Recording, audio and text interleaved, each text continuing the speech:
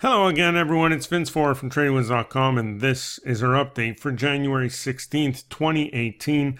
Let's take a quick look at today's markets. Well, it was definitely a wild ride on Wall Street today. We got a big gap at the open to the upside. The Dow went on to climb even higher, was up 283 points at one point of the day, and then completely reversed, was actually down 100 points at one point, but finished lower by just 10. But one of the craziest days we've seen in a while. We'll come back to this chart in a minute and analyze what this means going forward. The S&P 500, it was also much higher earlier, but finished lower by almost 10 points, while the Nasdaq dropped 37, and the Russell was down almost 17 points. Huge reversal there. Aside from equities, though, everything else was fairly quiet. TLT gaining about 52 cents on the day. Gold at the official close was up about 220 or so, and crude oil was down about half a point after another big day yesterday. So fairly quiet overall, but for equities, a wild ride. Now let's go back to those charts. What does a day like this really mean when we see a big reversal like this? And I'm going to zoom in because there's a couple of things you should pay attention to.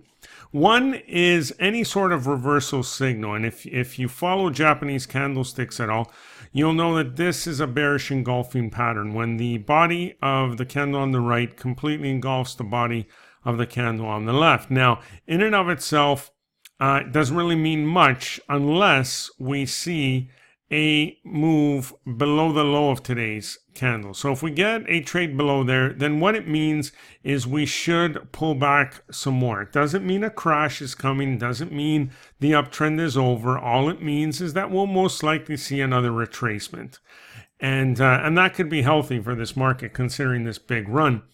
The main thing to look for here is that whenever you get a close below a previous low, and in this case, you have that pattern as well, obviously, and you see a trade below the low, that it will most likely mean a pullback. If you look at the S&P 500 here, same sort of thing. So exact same formation there as it is on the Nasdaq, and even more evident on the IWM here, which is the ETF for the Russell 2000.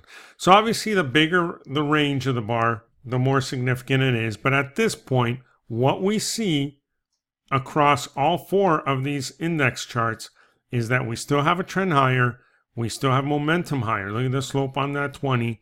It is there across the board on all four charts. And in fact, on all time frames. If you look at the weekly, you look at the monthly, they all have significant trends upward as well as significant momentum upward. So at this point in time, it's nothing but a blip. This was really due to speculation that that the government won't be able to reach a deal to fund the government by Friday, and we'll see a government shutdown. So who knows if they reach a deal tomorrow? Or it seems like they're about to reach a deal, we may just be headed right back up again. This trend is still intact at this point, and all that is likely here is maybe another retracement at this point. To really start talking about a change in direction here, we need to see lower lows and lower highs here, and we need to see prior lows being taken out, and we are far from that at this point. That's about it for now. Enjoy the rest of your day, and we will see you on our next update.